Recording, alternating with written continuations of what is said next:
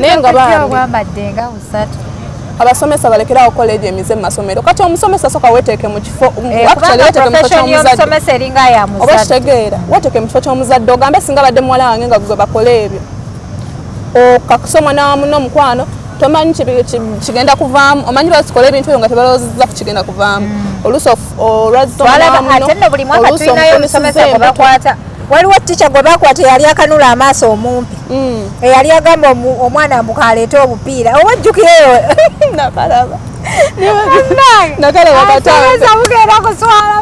nasanyuka nakalaba nga kansisa busesa kyokka nno nga bantu bakanyagamba am justice for that teacher naye nga basomesa banjukira tica yali ayimba akayimba k'abalokole nga yeebaza katonda okuwona ekkomera kyokka nga wano yali agamba omuwala nti obupiira naye nga basomesa mwana mulekera okukola ebintu ebyo mu masomero mugenda okulemesa bana going on with that case omuwala okyamuyambako ati ebyokulaba minisita balamu byo byakola yatuwa appointment ku lunaku olumu lwe tugenda omulaba naye nga bannaye abasomesa nze banaye kimpisiza ddala bubi okulaba omusomesa ng'akwana omwana wa munne yamulese ku ssomero okusoma nodda wamugamba bigambo bya kisiru mukwatizira mumanyi bazadde gyeyajja ssente okusasulira abaana baabo nakusuula n'ebibuuzo omusomesa nakusuula n'ebibuuzo ng'akukwana ebigambo naye olabaye age is just a number naye waliwo kituuka mu butuufu ng'omuntu oyo mukulu waba mukulu nnyo kisukka nsobola kwagala muntu wa myaka 3 what tasobola kwagala gayi wa myaka 3 abamukulu nnyo ekinene nnyo nkomanga ku 28 bannange oyo wa 28 aba afunye sente nga lwaki abatafunye oba oyagala mutabani wa mukulembeze oyagala blandikid naye nga wali abayira abali 28 naye nga alina sente ze nga ddadi wa muwa sente ate ng'avuga na range rover ngeno gy'ogiddemu ye mukulu wo sinseagala nko mutiina nga ndi mu ssomero nze natandika okukola ki dating things nga ndi era yakusookayo wabweru w'essomero aba mukulu wo bambi si mu bubi naye hadi aba mukulu wo aba akusingako ku myaka so kitegeeza wayagala omusajja omukulu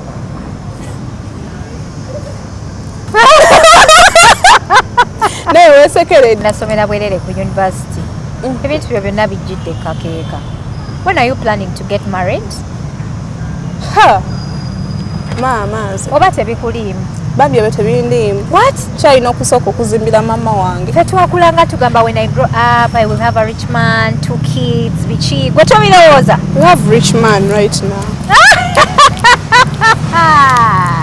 you have a rich man right now there's no need kubyogerako kubirowoozaako mbu biki ale kati omwana yenna waweza emyaka 18 mu Uganda aba akuze obudde bunooze manyi kyenjala nekyesitaagala kati mwabadde ne mutujajinga mbu ate mwana muto what you're not a kid I'm not a kid anymore I'm someone grown up manyi kyenjala nekyesitaagala kakati ajijja kyobamanya omwami gyali sina mwami wabula muyite ntya baby boy wange gyali already oli mu life living a dream you have a rich man so bino ebya dreaming in the future a rich baby boy ajja yapostinganga ku status fe abalina enamba yetwamulabanga osala mugambo fe abalina enamba yetwamulabanga ninga lwaki obeera osala ebigambo hadija twamulabanga tubireete awakana ku snapchat ye tubijjeyo naye nga bambi twali ba mikwano era nga tewali kyatwawula tukyali ba mikwanoberamanyi nti nkugambye kiri baaliyo nga tweyagala nedda balaba vidiyo ezo tezisobola kuwa kigundi relationship ya muntu kifaananyi mbu mwali mweyagala it was just a video ate balaba nakamu kamu ka vidiyo kokka ate naye nga tetweyagalangako mulekera okuteekawo embeera bannaye mumuleke mu bufumbo wamma gweno fesi ekufaananira omuntu eyali mu relationship n'agikoowa nga kati ayagala nakugisesema busesema bamined ze bwenfaanana kigambo man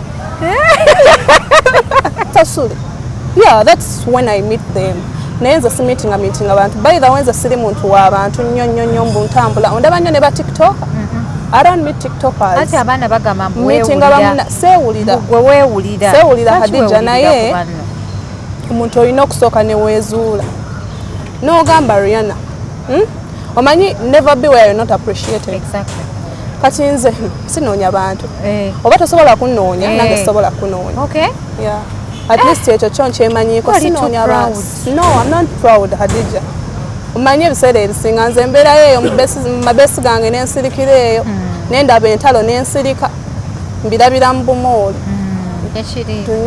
tunywe ki baddeawo bakugeye mu batikitoka muli enku bakukolako koolugwe mubamu abazikola oli nakwogerera ekigambo kiti n'okiwulira n'ogamba ate nze kasita tiktoka njogerako mubulokinga bubulokinzi kuva ku akawunti yange I don't quarrel sijena mugamba ate wayogedde kino I just block you beyogerako nange nebanjogerako should be nga mukolagana I think nawe ne bakwogerako ne bakusalako omugambo boogera ebigambo mwana baba bagala otuteeka wansi babasuule batusuule bo basigale waggulu ne beerabira nti naffe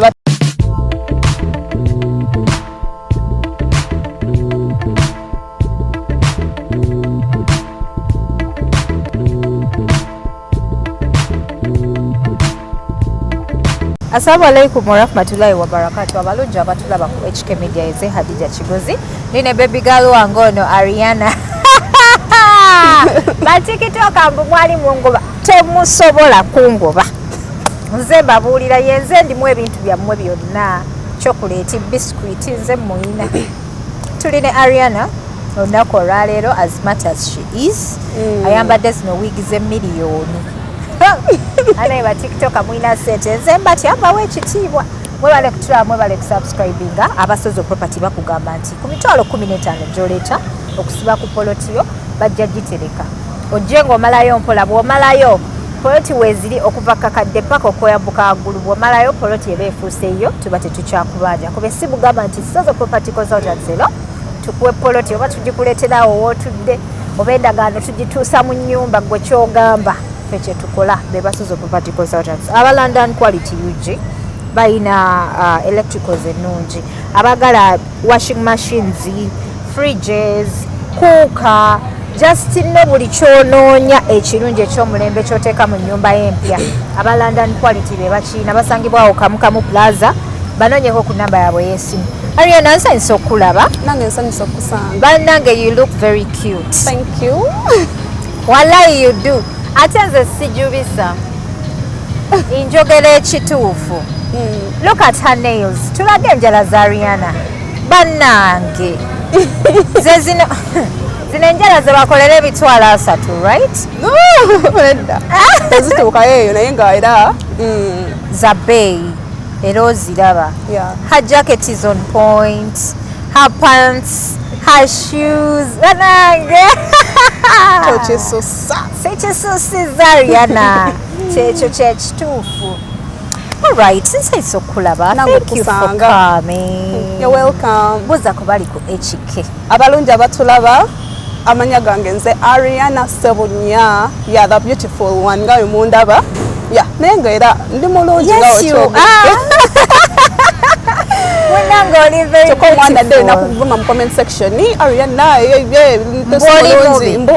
nedda abawulira bubi abantu nkitegeera they are miserable most of them I'm so happy to be here thank you HK Media HK Media nakuyita dda n'ogaana okujja nali nkyali ku Somero ku Somero kati oli bwoti kati ndi bwenti toli agambayo that's amazing how does it feel it feels so good okubanga oli awo nga you have your peace your liberty ogamba ngenda mu kivulu it is okay teri prep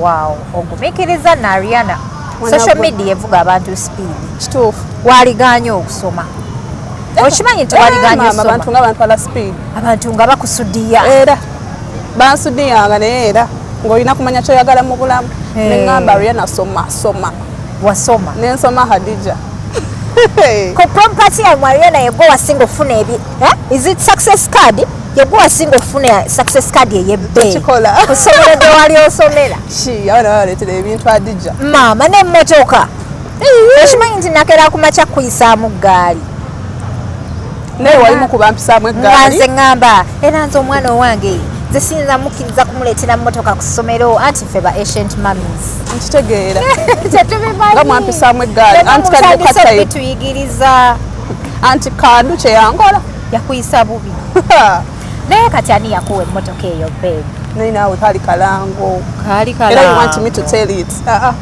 etubeeyo anange ate watubuusa ati kali kalango it was worth a lot of money era bansasula bulungi nnyo ne banvuma nga mmanyi nti ndidde ku zange abantu nno mwanvuma bambi nga mmanyi nti nkozi ziyingidde nemunvuma ebivumo ng'omuntu takulisa takusuza Hadija olina birabula bino obiyitako ate toddamu muntu nze nayiga okusirika luli nga nziramu naye nagamba Ariana okuze sirika okitegeera oba oyagala nakuddamu n'omuddamu tebiggwa banaye watusalira amagezi ate kyali kuvumako omuliro teguzikiza muliro nayina osirika I had to keep quiet bannange wayiga nnyo oba kitegeera I'm very proud of you bwekibanga kampani namba yasobola okukunoonya ku ssomero gy'oli nekuwa business neyokozesa eyo opportunity eya success kubeera kyakolanga yetwali tukyagala abaana ku ssomero baali babanyinyonnyodde tebabanyinyonnyodde kati oddawo nyinyonyola buli omu batimanyi ku assembly nedda bambi kyajja buzi kale twali tetumanyi kigenda kuvaamu ekyo ekyokutuvuma ku media biki twali tumanyi kagenda kuba kantu katono nnyo abantu bakalabenga akali simple naye nekigejja ne ŋŋamba bukedde batusse kati baparents already bali informed kyokka ffe naye ate ssomero teryali informed tekyavaako obuzibu bannange ne basoboka basabulansi ate ansabulanga taliyo yo anti kaduuka simanya fulfi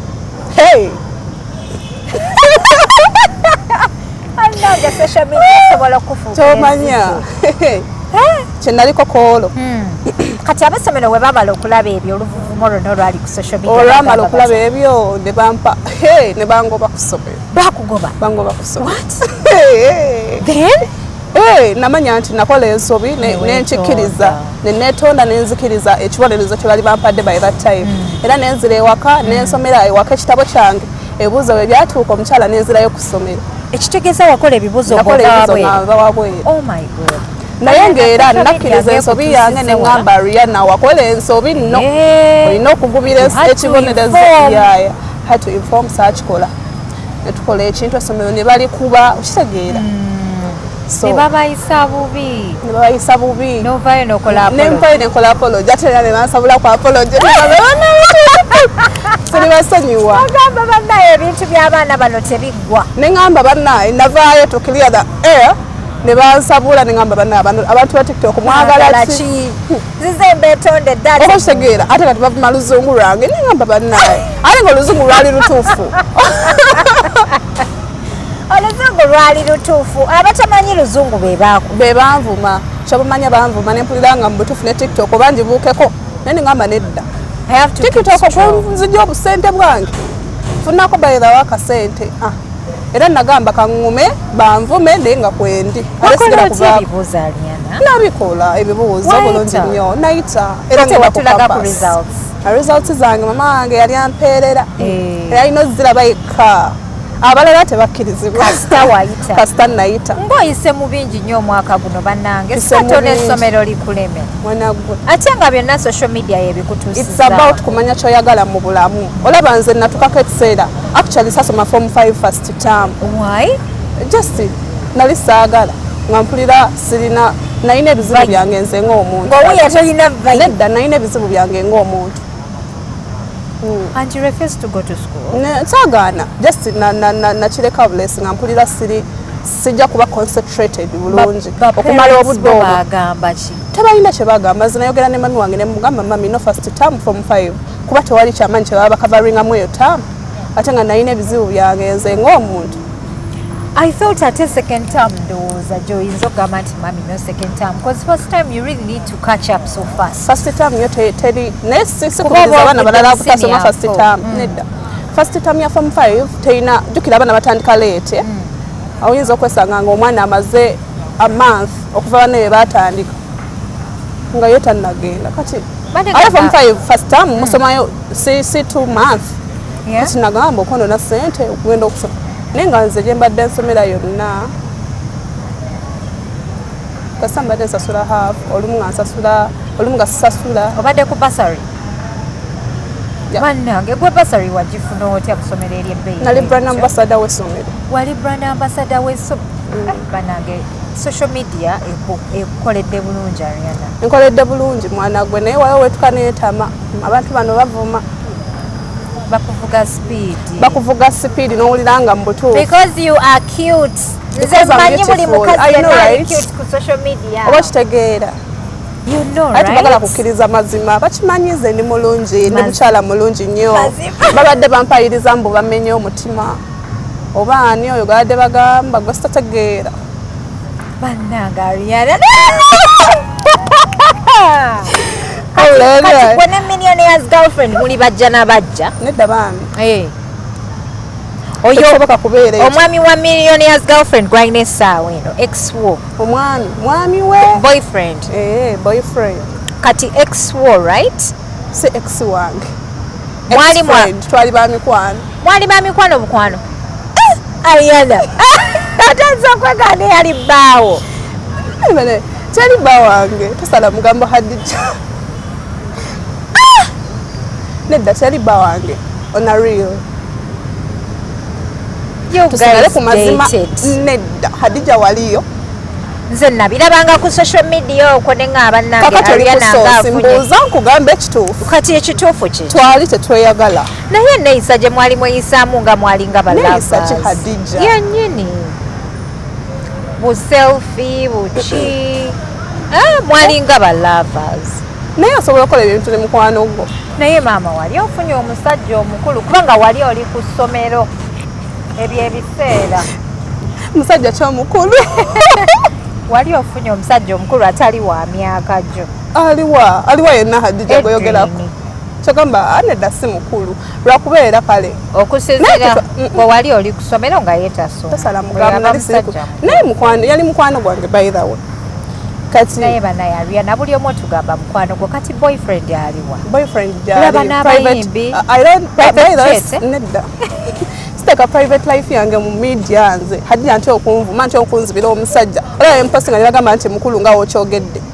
no by then wali osoma nga ye Edwin mukulu ali out of school kati gwemanyina Edwin nafuuka mukwano gwe wano muki mu vacation so kitegeeza relationship yamwe yaliwo for a short time relationship friendship Teresa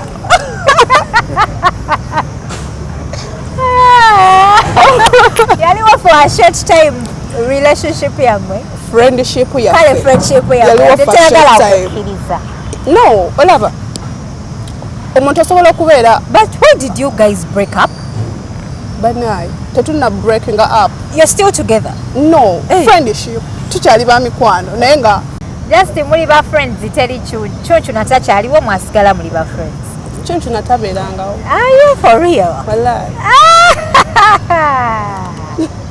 ate omusajja yagambye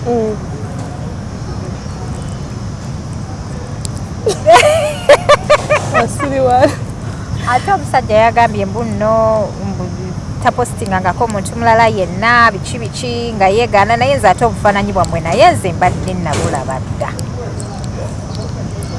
tubuze tubuleete bufaananyi ki obufaananyi bwammwe tubuleete twali bufaananyi naawe tosala kigambo naye nga ebyokupositinga kuba kwagala kwa muntu abeera asazeewa positinge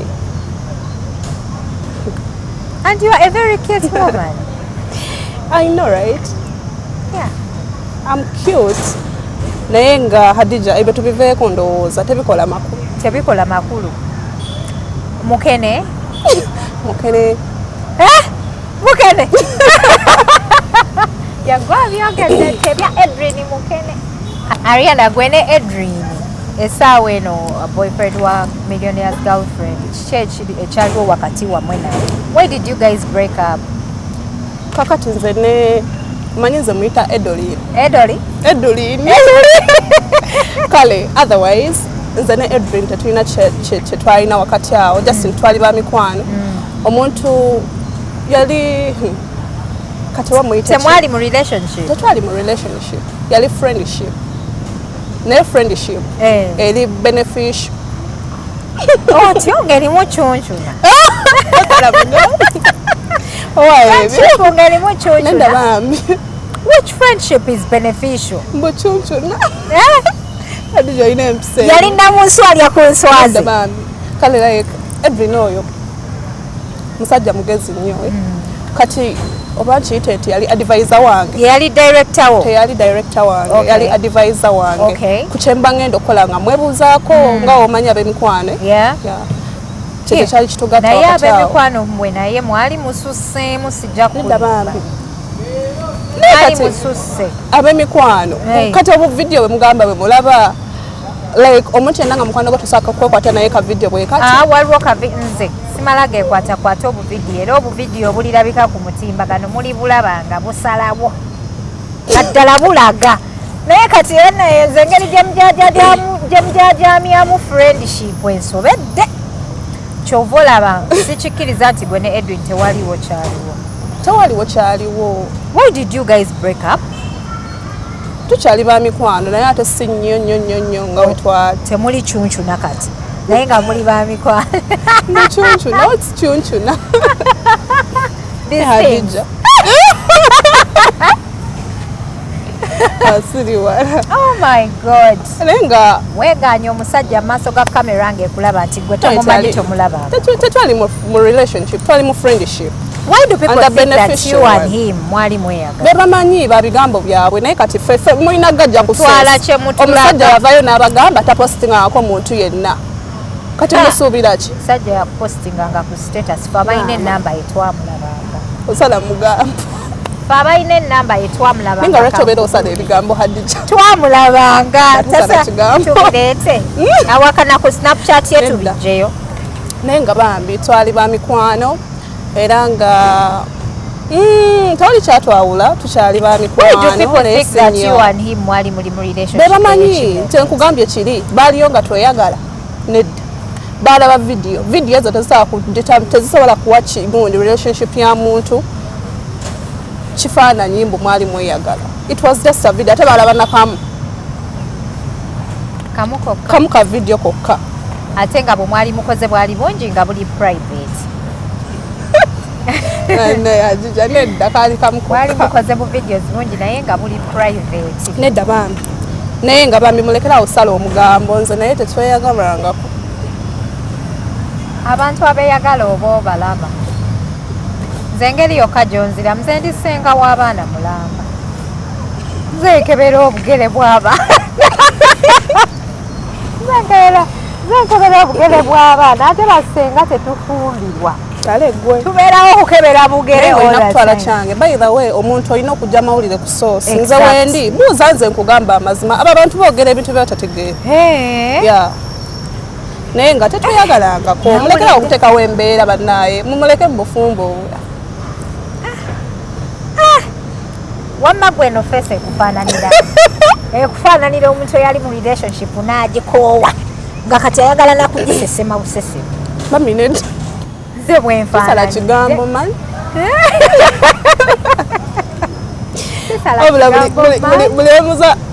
buli muntu ankozesa interview nga mbuuza kumi n'ebintu mpulira nga nfe nseko mu mutima binsesa busesa kati by the way oyina Hadija waliwo omuntu wa dating omuntu ne wayitawo sometime nokera ku makya n'ogamba kati oba oyo omuntu nali mwagalako ki. Otyo bwekityo bwe kiba nengamba oba bwa buto oba kiba kiki ng'olaba takyakusanyusa ng'olaba nedda sinakusanisa nedda sikufaananira nga kisodde naye nga owulira nga yali kale nga tewali kyamaanyi kimuliko nti kyandibadde kyakabi kati anyways naye nga kitegeeza mwade nedda tosala mugamba Hadija eyembazi ngireese ngeri teri ku ebyo byoli naawe just nkalese buleesi nga by the way Allahu akbar kabira zorede nafunye da answer n'abatulaba bamanyi bagifunye olina omuntu gw'olabanga mutuufu n'ogamba oba nnali kuki oba kitegeera oba nnali kuki ng'olaba kati b'oyina balalamu sazi kigamba naye nga bannange temuntwala bubi sirina gwe ndi mukwataakinga ate olina gwataakinze wavaayo omuntu n'akwataakinga nange nja kujja mwataakinga assure you foot soldier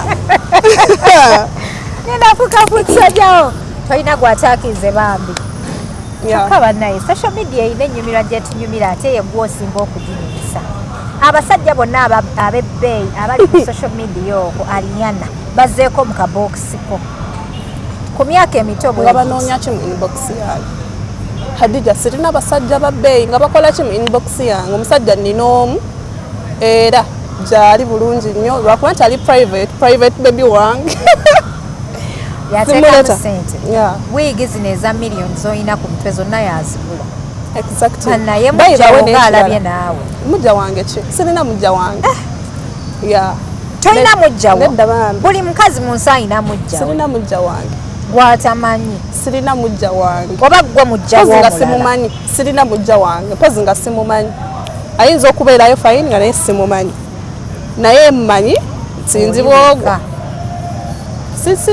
si sharinga musajja muganda wange tosharinga musajja kati wona afuna haji kati kuba ne bahaji abagagga b'omu Kampala mami nedda abirekanga naye si sharinga musajja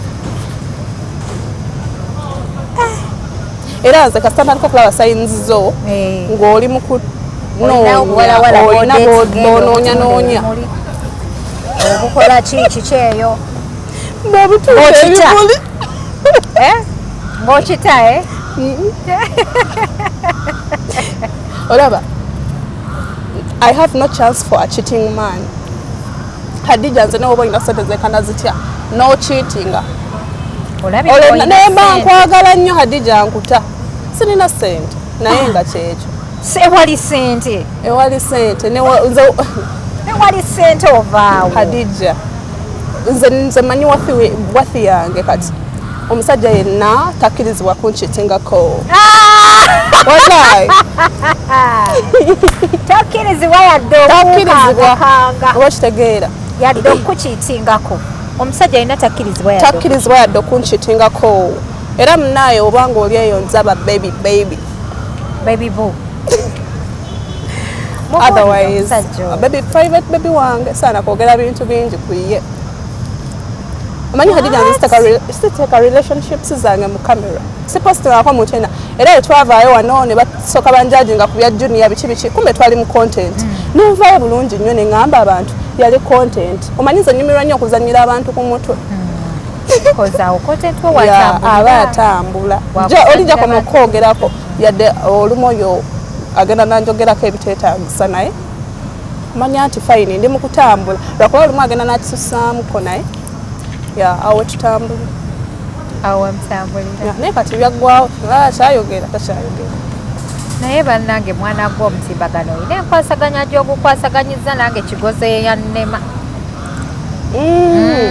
nze bwentyo nze naawe ndi kati ate ebya Henry Egesa ate tosala mugambo batugamba mbuye gwe wasooka okwagala Henry Egesa mbu nekuddako nedda ekyo sikyo si kituufu kitegeeza ye gwalizinga and others follow sizaala kyogerako ekyo kuba si kituufu si kituufu wesigenze kuba njogera mazima saakulimba naawe okimanyi you lead and others follow nosooka mu liigi ewaddawo omulala Hadija tosala mugambo bannange Ariana nga wali olina obusungu ne Zaira did you guys sort yourself atwale ebyoŋŋambye bannange naye nze mbadde nga munaye byendabeeyo ku TikTok nga bitwalira ddala serious abaana ba TikTok ekitegeeza bakolawo entalo z'abafansi nga obikitegeera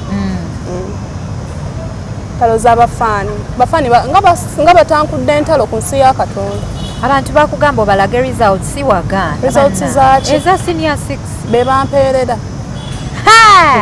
anange omwana ne maama wange teyazisaba nze nazimuwa olwo bano abantu abataalina kye bampeerayo yadde brand maama abami nedda eyo tetutuukayo ku kya results enkulaba n'abayimbi ono noono basereebu ono noono ate abasajja bokka mannayabyana oba okolanga kino basajja bokka tosaze mugamba olowooza nze mbeera n'abayimbi bonna abayimbi abo batuwa business bambi ate simitingako ku waikibenda ogusaze madaamu nakulaba nani abayimbi tuba meetinga for challenges oli aba yafulumiza akayimba kakapya ng'agenda nakuwayo kasente mukole challenge akusasule that's when I meet them naye nze meeting abantu by the way nze siri muntu w'abantu nnyo mbu ntambula ondaba nnyo ne ba tiktoker I don't meet tiktokers ate abaana bagamba seewulira Hadija naye omuntu olina okusooka ne weezuula n'ogamba Ariana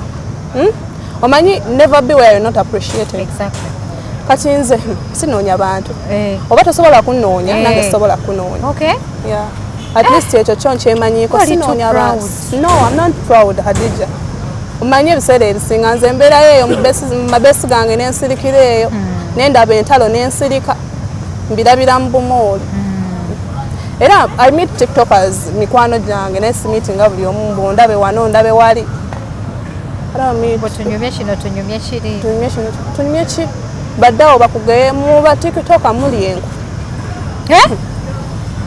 bakukolako koolukwe mubamu abazikola oli nakwogerera ekigambo kiti n'okiwulira n'ogamba ate nze kasita tiktoka njogerako mu blocking bublocking kuva ku akaunti yange I don't quarrel sibye nambu mugamba ate wayogedde kino I just block you beyogerako nange nebanjogerako should be nga mukolagana I think nawe ne bakwogerako ne bakusalako omugambo boogera ebigambo mwana baba bagala tuteeka wansi batusuule bo basigale waggulu ne beerabira nti naffe batwetaaga bajja tuuka ekiseera batwetaage okitegeera omuntu atakuleta tasobola kukusuula kituufu oyo yekka yakugjayo yasobola okuzaayo naye nga mulina okumayininga ku bintu bye mwogera kuba bambi mutogeddeko ebigambo ba tiktok abamu besikajja kwogera wano you're talking a lot how can you like fight hard to put your fellow girl down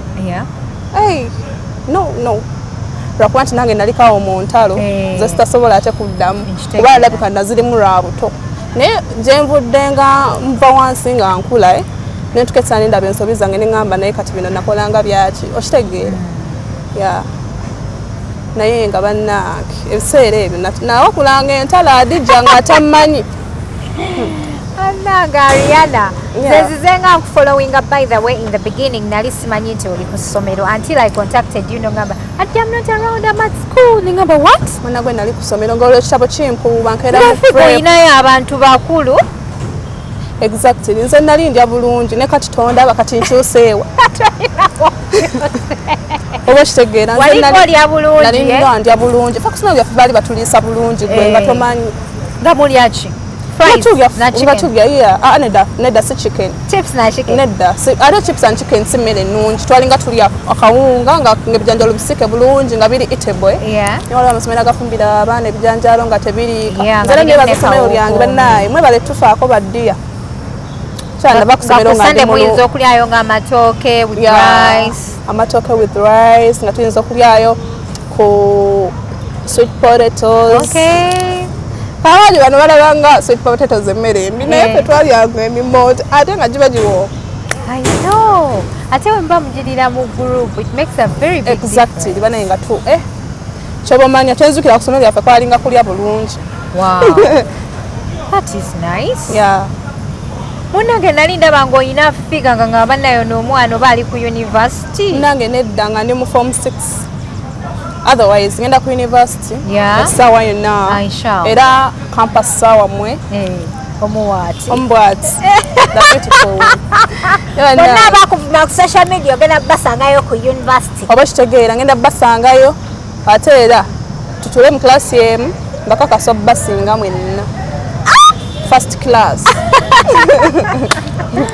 ate kati gwe university tegenda kukalubirira kubanga already oli used kweno life omanyi life esinga tugisanga ku university that's where we all go wrong oludde ku ssomero osomera mu kyalo bakukuumanga abakuuma embuzi mu kiraalo tovaayo kati ogenda otuuka eno ng'olinganga embuzi ekutudde ku muguwa naye kati gwe obaddeko mu shows baddeko n'abayimbi ogenda kutuuka ku university nga it's a daily life nga tokaluubirirwa era ojja soma nnyo ekitabo I'm sure nja kusomera ddala Hadija olinganga planned kid Ariana banaye siri planned kid ndabika bulabisi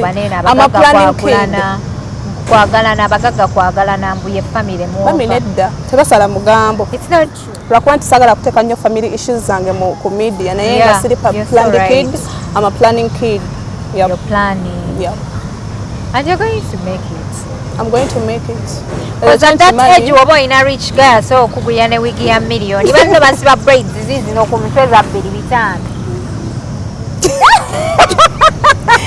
ne bannange Hadija yeah omuntu asibye enviri za mitwalo 2 n'omuntu asibye enviri za million emu emitwalo 10 nga z'olina ne kati the planned kid no like you used to look like ng'oli ku ssomero boyfriend yali akuweerera nedda mami essomero lyali likuwa buli kimu naye nga nali neguliranga requirements zange nze nganze kugamba ze walikoseza ku school fees zonna ng'ozeemaliramu that's good naye mama essomero lyammwe nga lirina freedom nyingi si freedom lwakuba nti kale abaana twalinga tulina freedom ku weekends naye nga bamunabamu walinga olaba mameka bala ne freedom mwana gwe nga just tubeeraawo tukolamu ku videos nga tubanga bapromoting essomero naye nga teri freedom yamu nno kankubuulire tusoma ekitabo okuva ku makya paka gye buzibira wali head ku ssomero lyo nedda bambi sali head girl ate sali prefect yenna you look like a leader not really no sali bali balina okuwecha HP head prefect sibisobola ebyo tobisobola nedda bambi nalinga nfukasinze mu kitabo saagenda ku leadinga baana bannaye omwana ono asoma ebitabo kirabanga ku mwana omuwala asoma ebitabo nga Ariana yebwa bateekanga ebigere mu mazzi maama nga tokuba winter nemusoma anti kati nze nali mukali akagamba bannange nemala ngwira wano banzise ku TikTok banzise bansabudde naye mukwano wayita that's nice bannange Ariana kati abakuvuma ku social media olina bugambo ki gye bali ne katolowooza banvuma nze nna n'ekyo bagamba Sirina kyabagamba jaserambira bulabi nembirekawo ate munaye tunagamba ti naye nze kyabagambako nedda oli waabanga okunvuma kwe kumusuza kwe kumuliisa ng'afunamu akasente tumanya nga wali ababasasula okutuvumako awo gwe nkuwagira vuma kuba koolya naye gwe atalina kyokifunamu mukwano tuula wansi okkakkana olowooze kubikutwala mu maaso kubanga ensi kuba kati nze govuma nange ndi eno ensi entwala lwange nawe kutwala lulo kati mukwano wejjeko okkakkane tula wansi lowooza ku biseera byo by'emaaso ove kuwuze nalukenge waabwe otherwise mumumanyi mutuvume nga sibalinaako buzibu ate sina gwe ngenda kuddamu kubanga saatondebwa kuba musiru omanyi abasiru be baddamu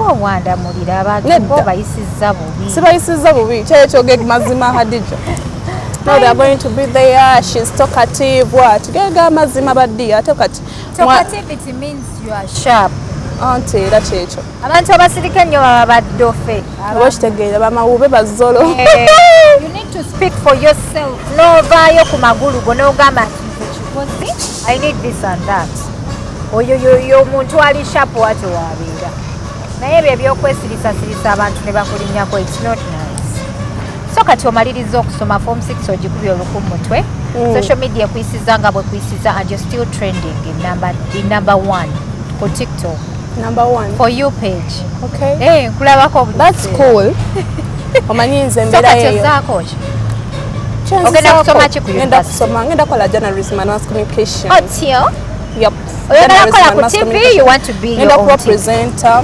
okay my own TV like me zeni TV number nja kukola obudde bunaatuuka nja kukola naye kati obudde buno kyendi kyendi omanyi abantu bano nze mbasaba bagamba plans zange kiddako mba njagala kibagweko obugwi bakibulatukira osooka obasabule kyenyiza bagamba era naye nga kyenyiza bagamba nze ngenda ku university okusoma kwensosa okukulembeza Makere Victoria University yakuwadde offer omwana atambulira mu bintu all that time wow musomye bulungi waba oli muzadde ng'oli eyo branding omwana wo cause kati influencing eri ku level ndala nnyo kati olaika ogenda somera bwerere ku university ebintu byo byonna bijjidde kakeeka.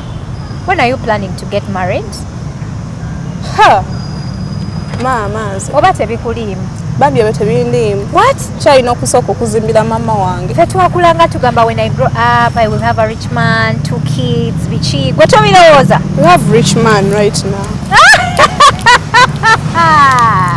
you have a rich man right now there's no need kubyogerako kubirowoozaako mbu biki ale kati omwana yenna waweza emyaka 18 mu Uganda aba akuze obudde buno nze manyi kyenjala nekyesitaagala kati mwabaddeyo ne mutujajinga mbu ate mwana muto what you're not a kid. I'm not a kid anymore. I'm someone grown up. Manyi kyenjala nekyesitaagala kakati ajijja kyobamanya omwami gyali omusina mwami wabula muyite ntya baby boy wange gyali already oli mu life living a dream you have a rich man so bino ebya dreaming in the future a rich baby boy mukulu by the way abaliyo nga balowooza nti omulenzi wange mukulu omwami wange si mukulu omulenzi wange si mukulu omulenzi wo planned kid neka twakyo gamba gundi oli nti mukulu ate ebiseera gwe wali osoma nga ye mukulu wo tuyagala nko nga sinsayagala nko mutuyina nga ndi mu ssomero nze natandika okukola ki dating things nga ndi era yakusookayo wabweru w'essomero aba mukulu wo bambi si mu bubi naye Hadija aba mukulu wo aba akusingako ku myaka okay so kitegeeza wayagala omusajja omukulu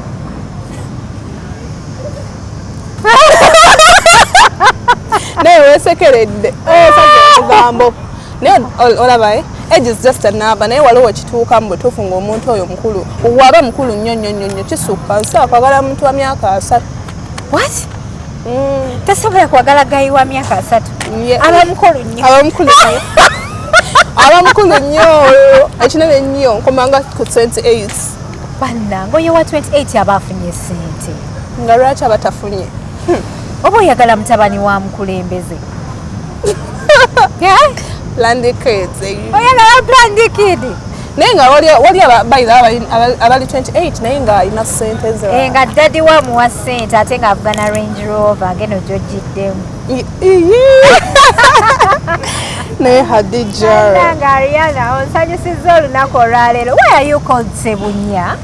My daddy's name like Kigozi yeah abawala lwaki mwagala nnyo okweyita amanya g'abadadiizi bebagatuwa sife bataata bammwe bebagabawa family name kuba baganda bange bonna balirira yep oli muganda wa Hamza Sebunya? nedda baana siri muganda we naye togira manyi oli mulamu wa siisi munange oleka nedda bambi naye era osigala oli mulamu we era ndi mulamu era oba omwogerako ogamba nga mulamu wange Rema nkutumidde era muura tumidde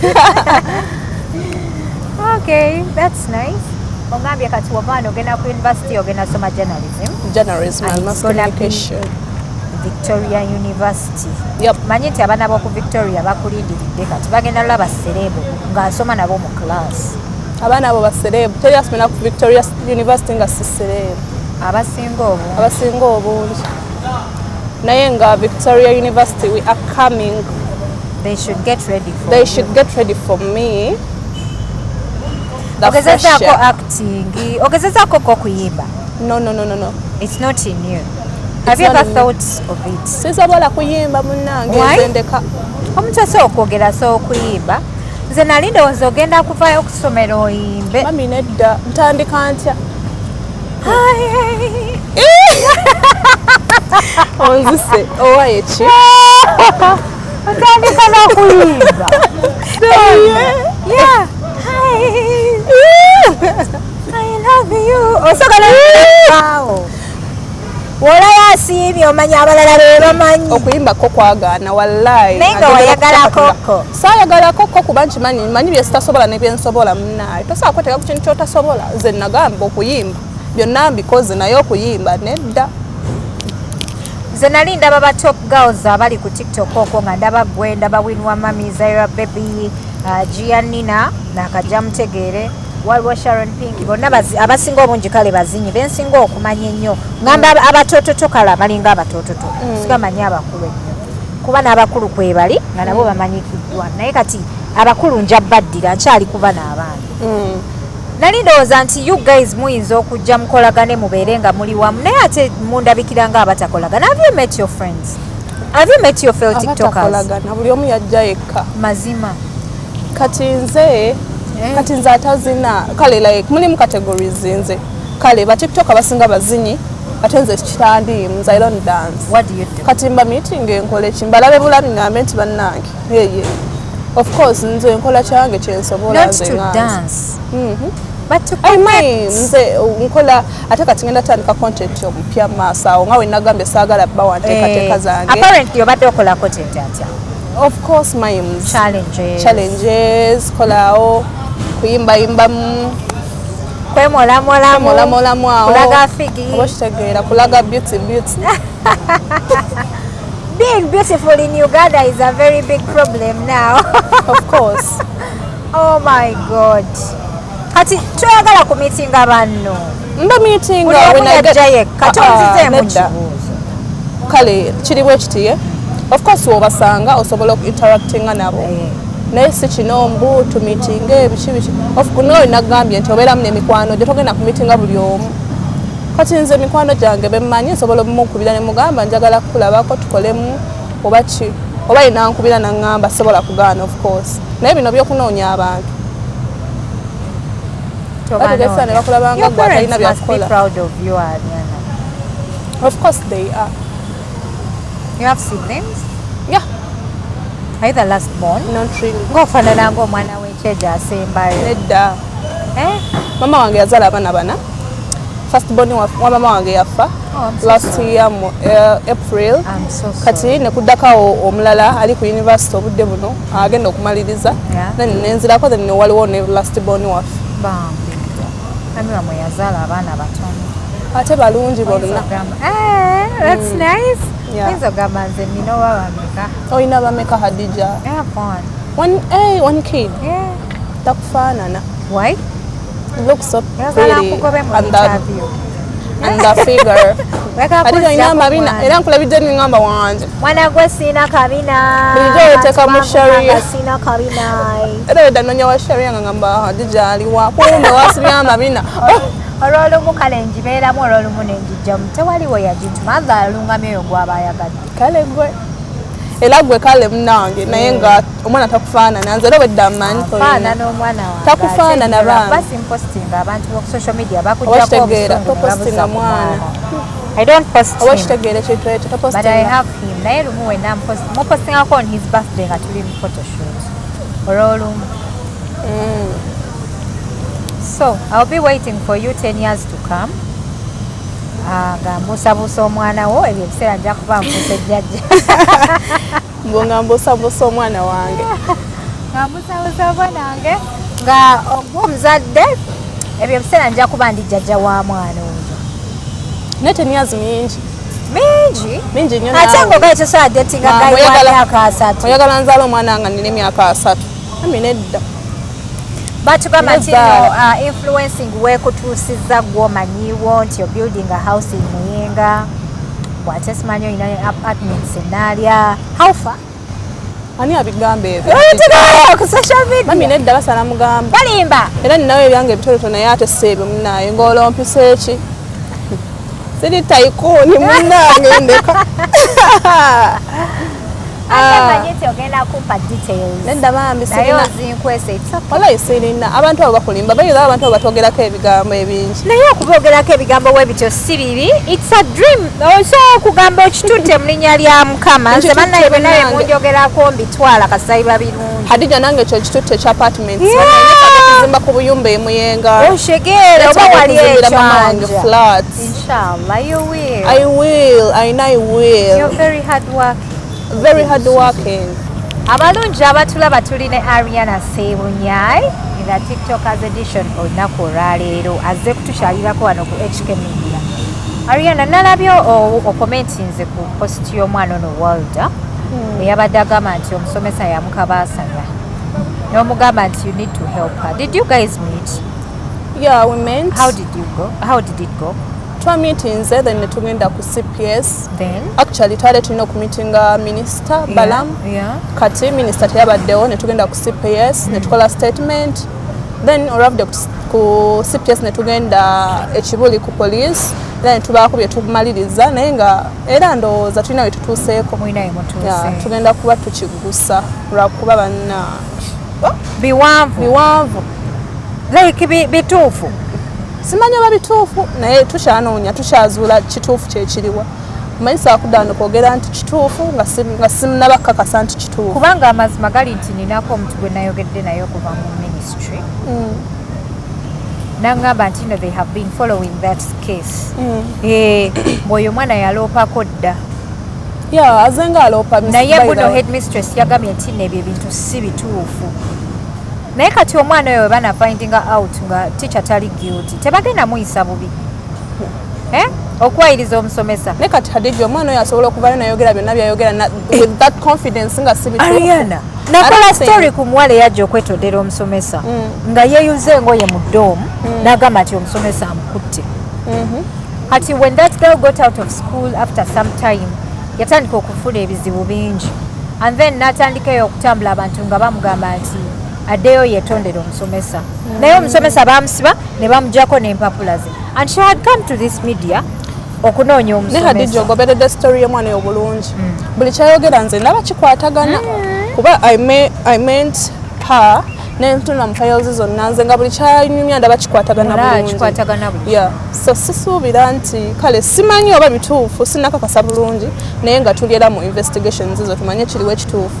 Bwe tunaamanya nga bituufu bajja laba ekyokukola. Sinza kuwakanira abasomesa abamu ddala. Teri mu masomero gonna mu Uganda. Kakati Hadija nze kankugambe. Okugyako eri affe saabirabamuko. Naye nedda saabirabamuko. Ebbaliza essomero lyaffe ly'essomero lyendabyemu emirembe ate nga abasomesa balaga ekifaananyi ekituufu eri abaana.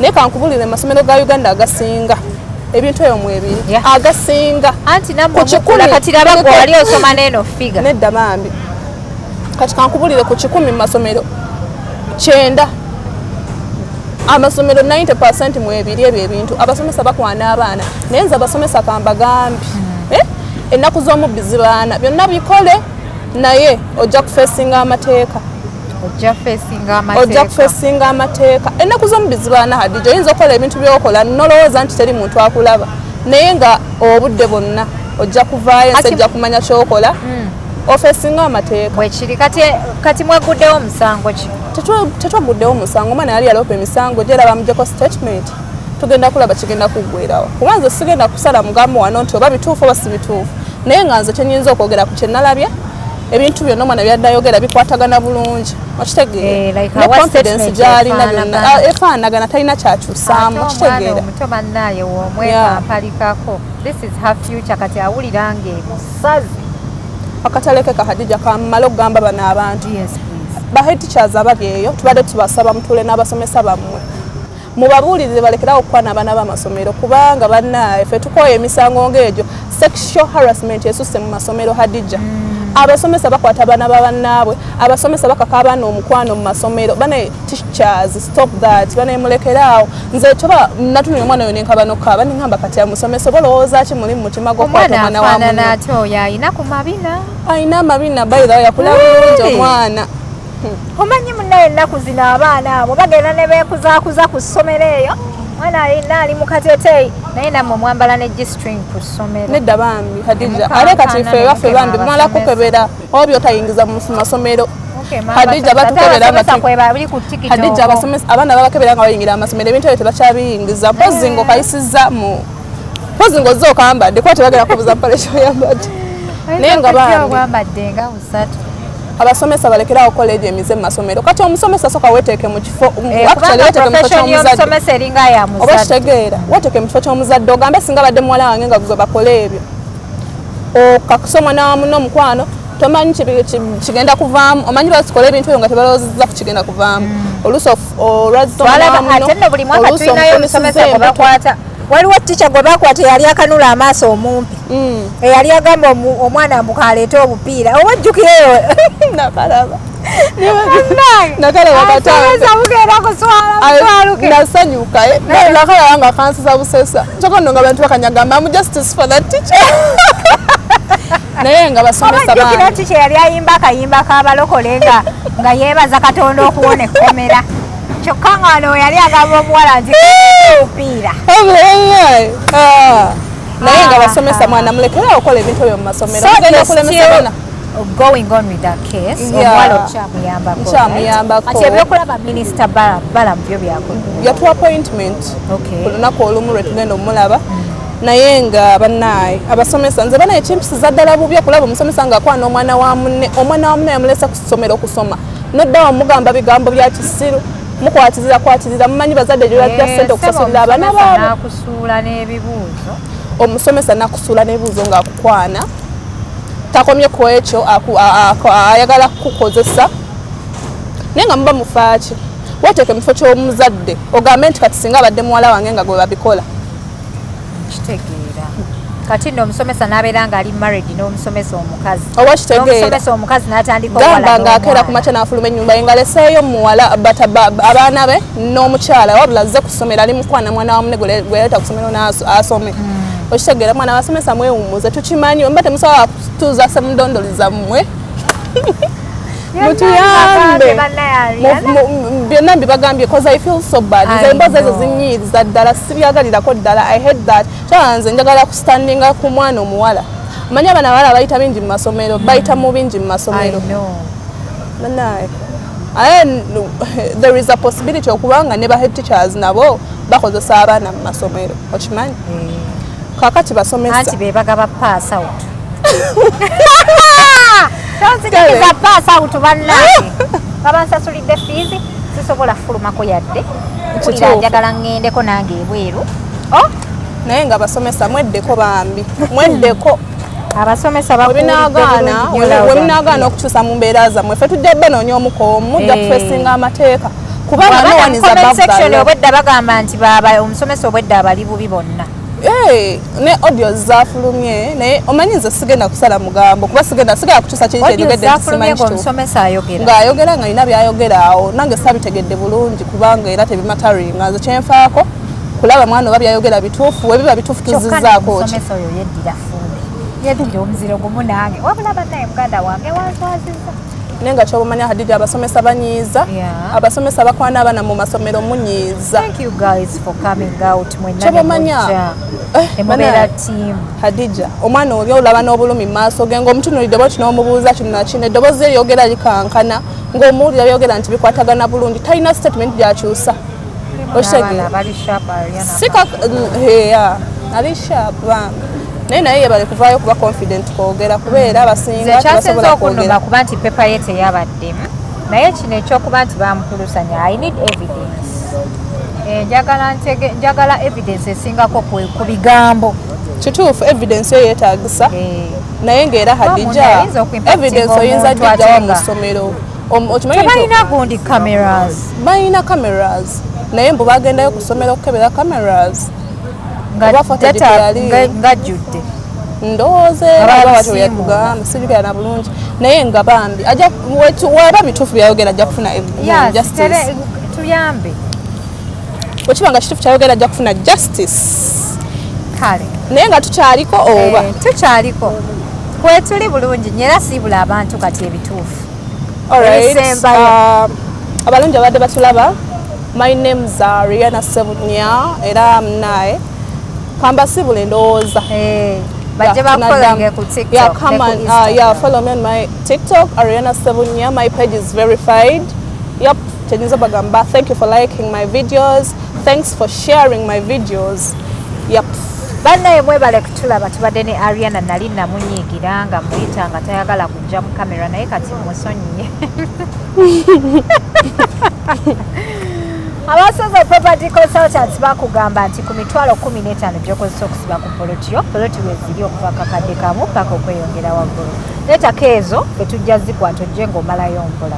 Bw'omala okumalayo poloti eba efuuse yo tuba tetukyakubanja yeffe tuzimbira abantu amayumba ago gonna amayumba g'olaba gakabejja genkulaga yeffe tugazimba abasozo property consultants. Duka misinde ojje tukuzimbire, duka misinde ojje tukuze poloti. Yenze HK Media Hadija Kigozi. Assalamu alaikum.